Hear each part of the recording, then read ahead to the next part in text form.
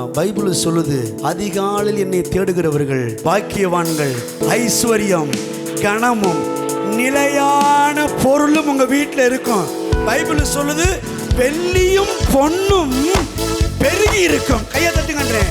அது 1.5 லட்சம் அல்ல, 1.5 கோடி போனா கூட நீதிமானுடைய வீட்டில் ஆசீர்வாதமும் ஐஸ்வர்யமும் பொன்னும் பொருளும் தங்கி இருக்கும்.